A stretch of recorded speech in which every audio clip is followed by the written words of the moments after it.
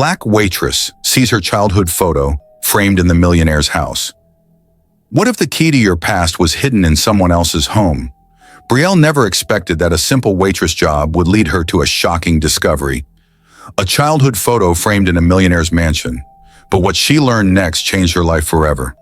Stay with me to hear this incredible story of family, fate, and second chances. Please support us by subscribing to our channel.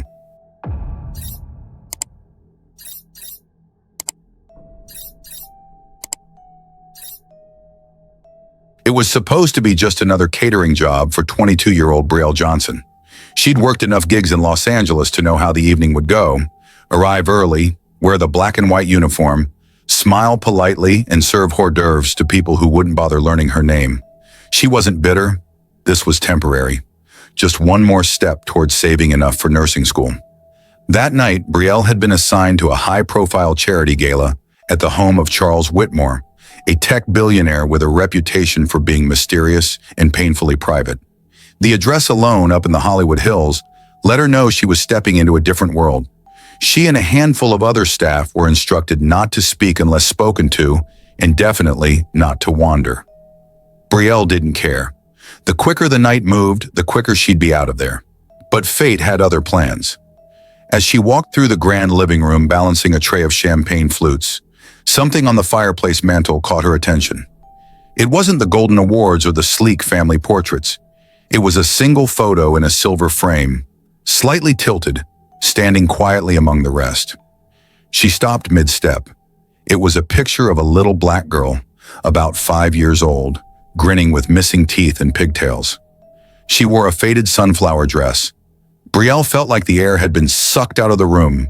It was her, not someone who looked like her. Her. She had only one photo of herself as a child, tucked into a shoebox at home. She remembered that dress, the one her old foster mom, Miss Elaine, had found at a thrift shop. She remembered the chipped tooth, the way her hair was parted. The girl in the photo wasn't just familiar, she was Brielle. She stepped closer, heart racing. What was her childhood photo doing in the mansion of a man she had never met? She didn't know anyone wealthy. She'd never been adopted. She didn't have family, not that she knew of.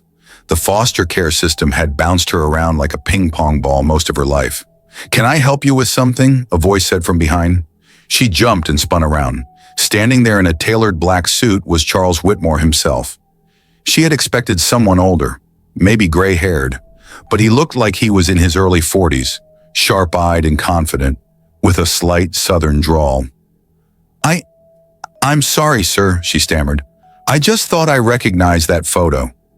Charles looked at the frame, then back at her. His expression changed. "Where are you from?" he asked, tone serious. "I grew up in foster care, mostly in Compton." His eyes widened. "Do you know the name Martha Whitmore?" "No. Should I?" He stared at her in silence, as if seeing a ghost. Brielle suddenly felt like she had stepped into a story she didn't remember living. Brielle couldn't sleep that night.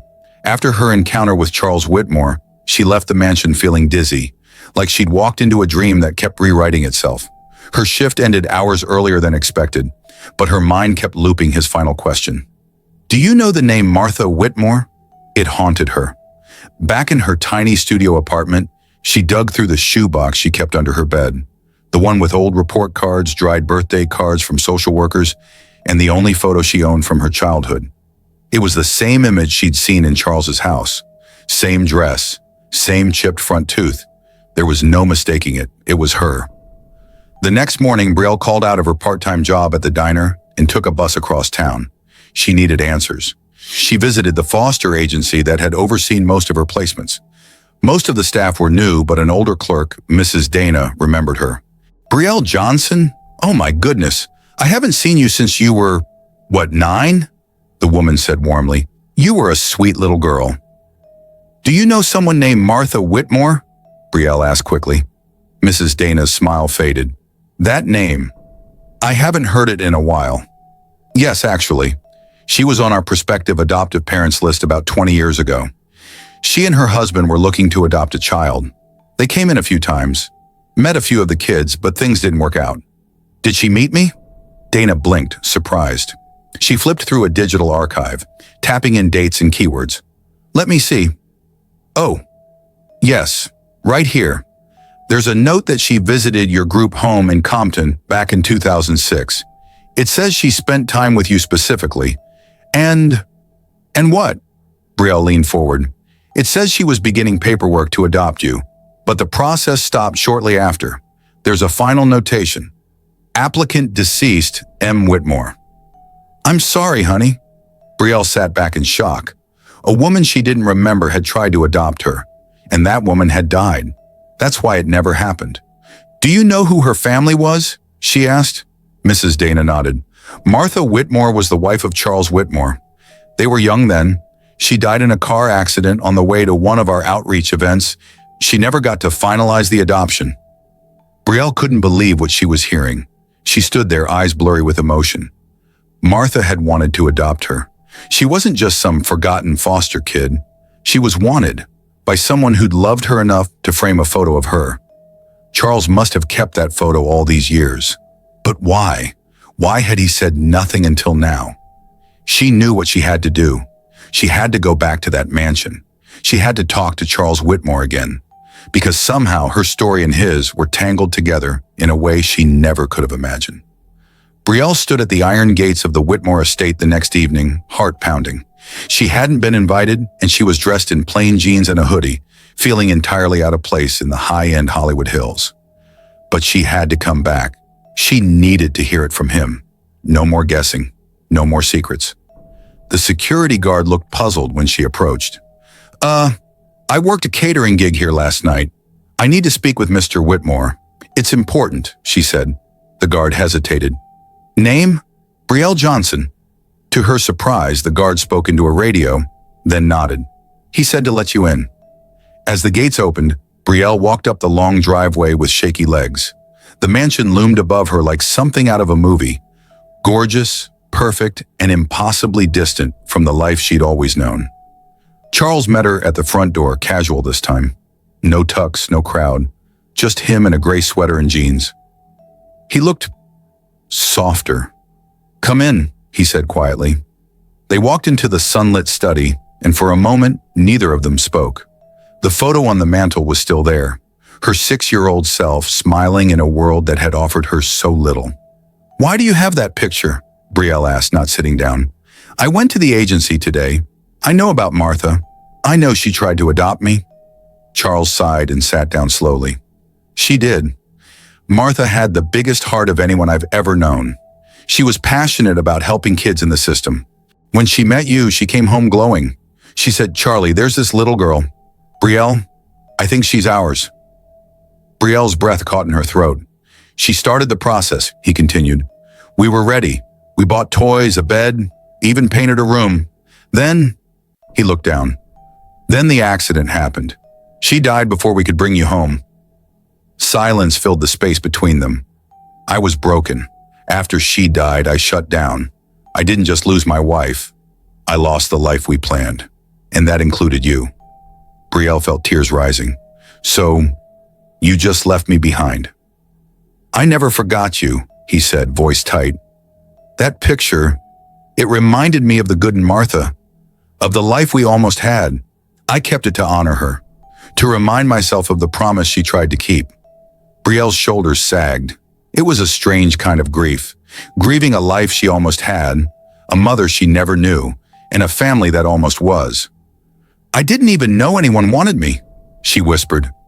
Charles stood and walked over, slowly placing a hand on her shoulder. She did.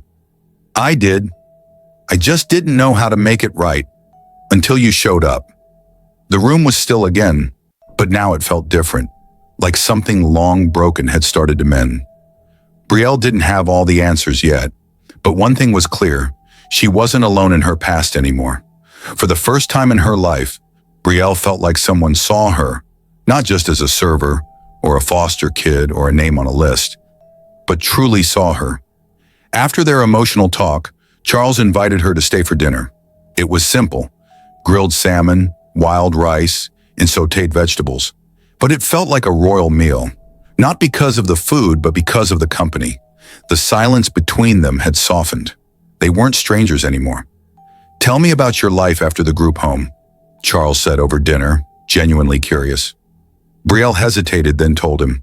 About bouncing between foster homes, about the neglect, about working since she was 16 to make rent, about community college and how she dreamed of becoming a nurse one day, of helping people because she knew how it felt to be invisible. He listened without interrupting. When she finished, Charles looked at her with something close to admiration. "You've been through hell and still came out kind. That says more about you than anything money ever could." That night, when she got home, Brielle cried harder than she had in years, not from pain, but from the overwhelming emotion of finally feeling valued. 2 days later, a black town car pulled up to her apartment building. A uniformed driver stepped out with a sealed envelope. "For Miss Brielle Johnson," he said, handing it over. Inside was a formal invitation embossed in gold. "You are cordially invited to the Whitmore Foundation annual garden brunch as a guest of honor." Handwritten underneath were the words, "Let the world see the incredible woman you are. Charles." Brielle stared at it in disbelief. Guest of honor? She didn't own anything close to formal wear. But the next morning, a boutique delivery arrived. An elegant pale blue dress, matching heels, and even a note from a stylist offering to help her get ready. Brielle stood in front of the mirror for nearly an hour, stunned by her reflection. She didn't recognize the confident young woman staring back at her. The brunch was held in the sprawling garden behind the Whitmore mansion. It was filled with business elites, philanthropists, and socialites, all impeccably dressed and mingling under white canopies. The kind of crowd Brielle used to serve cocktails to. Today, she wasn't serving anyone. She was escorted to the front lawn, where a podium had been set up. Charles stood and addressed the crowd. "Today, I want to introduce you all to someone special," he began. "Someone who reminds me of my late wife's heart.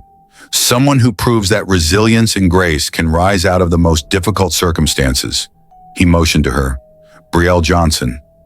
A round of applause broke out. She stood frozen, heart pounding. She had no speech, no script, but she had a voice. And for the first time in her life, people were listening. Brielle walked toward the podium, every step echoing with disbelief. She felt the weight of dozens of eyes, powerful, influential people who had no idea who she was just days ago. Her palms were sweaty, her heart beating out of her chest, but she reminded herself of something. She'd faced worse. She took a deep breath, gripped the sides of the podium, and looked out at the sea of unfamiliar faces. Some smiled politely, others looked skeptical, but one person in the front row nodded at her with quiet encouragement. Charles Whitmore. "My name is Brielle Johnson," she began, voice shaking. "Most of you don't know me, and to be honest, a week ago, I didn't think anyone ever would." A hush fell over the crowd. "I grew up in foster care. I bounced between homes, never stayed long enough to unpack a suitcase. I learned early not to expect too much, because people don't always stick around. I used to think that made me forgettable." Her throat tightened, but she kept going.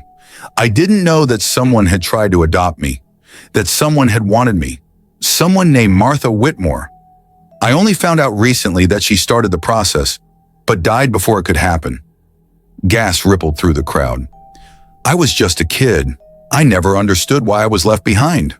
But now, standing here, I realize I was never forgotten.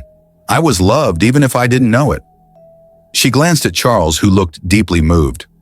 "Martha Whitmore wanted to give me a family, and even though life didn't go the way any of us planned, her memory somehow brought me here today, to a place I never thought I'd belong." Brielle paused, then smiled softly. "There are so many kids still waiting for someone to see them, believe in them, love them. If you can do anything today, let it be this: don't forget them." The audience sat stunned for a moment. Then came the applause. Slow at first, then building into a powerful, heartfelt ovation. Brielle stepped down from the podium, breathless, overwhelmed, and proud. Not because she had impressed anyone, but because she had told her truth, and it mattered. Charles stood to greet her with misty eyes. "Martha would be so proud of you," he said. Brielle looked up at him. "Do you really think so?" "I know so," he replied, "and I think it's time we talk about what comes next." That afternoon, everything changed. Several guests from the brunch approached Brielle with offers. One woman ran a scholarship fund for foster youth and wanted to sponsor her nursing degree. Another offered a mentorship program. A third invited her to speak at a conference. By the end of the day, Brielle realized something powerful.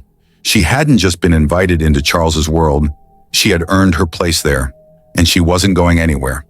The days that followed the garden brunch were a whirlwind of activity for Brielle. Suddenly, life was moving faster than she could have ever imagined. Invitations, phone calls, and meetings filled her calendar. But amidst all the excitement, one thing remained clear. This was just the beginning. Charles had become a steady presence in her life. He helped her navigate the complex world of philanthropy and business, and more importantly, he listened. They spent afternoons going through old photo albums, letters from Martha, and documents that painted a picture of a woman who had dedicated her life to giving kids like Brielle a chance. "I wish she could see you now," Charles said one afternoon as they sat in the mansion sunroom, the golden California light casting a warm glow around them. "She always believed you were meant for something extraordinary." Brielle smiled, feeling the weight of the past lift, if only a little. She had started classes at a local community college, aiming for nursing, and was juggling shifts at the diner to keep things afloat. But now, with Charles's support, she could focus more on her studies and less on surviving. One afternoon, Charles invited her to visit the Whitmore Foundation's offices. It was a sprawling space filled with staff who worked tirelessly to improve the lives of foster children and underprivileged youth. "This is where Martha's dream lives on," Charles explained as they toured the foundation, "and I want you to be a part of it." Brielle felt both honored and overwhelmed. The idea of stepping into a leadership role was daunting, but she also saw it as a way to give back, to become the voice for those who felt invisible. That evening, back at her apartment, Brielle reflected on how far she'd come. From nights sleeping on strangers' couches to standing before a crowd of philanthropists, from a forgotten foster kid to a woman with purpose and promise. She called her best friend Jasmine to share the news. "I'm not sure what the future holds," Brielle said honestly, "but for the first time I feel like I have a chance to build one." Jasmine was ecstatic, cheering Brielle on through the phone. "Girl, you deserve all of this and more. You're going to change the world." And Brielle believed it, because now she wasn't just surviving, she was thriving. Months passed, and Brielle's life transformed in ways she never dared imagine. She had completed her first semester of nursing school with flying colors, balancing her studies and work with grace. The Whitmore Foundation became not just a place she worked with, but a second family. She was invited to lead new programs focused on foster youth empowerment, turning her pain into purpose. Charles remained a constant presence, mentor, friend, and sometimes a quiet reminder of the family she almost had. Their relationship was no longer awkward. It had blossomed into a genuine bond built on shared history and mutual respect. One afternoon, as Brielle prepared for a foundation gala, she glanced around the Whitmore Mansion's grand living room. The framed photo of her 6-year-old self still hung above the fireplace, a symbol of a promise kept against all odds. She caught sight of a young girl, no older than she had been in the photo, nervously clutching a teddy bear in the corner. Brielle's heart softened. Walking over, she smiled and knelt down. "Hey, what's your name?" "Lily," the girl whispered. "Well, Lily, I'm Brielle, and I want you to know you're not alone." For a moment, Brielle saw her younger self reflected in Lily's wide eyes. The fear, the uncertainty. But Brielle also saw hope, because now she was living proof that even the hardest beginnings could lead to beautiful endings. That night, as the gala ended and guests filtered out, Charles approached Brielle with a warm smile. "You've changed everything," he said softly. Brielle looked up at him, tears brimming. "No, Martha did. You just helped me find my way back." He nodded. "And together, we'll make sure no child feels forgotten again." Standing there surrounded by light, love, and new beginnings, Brielle knew her story was far from over. It was just the start.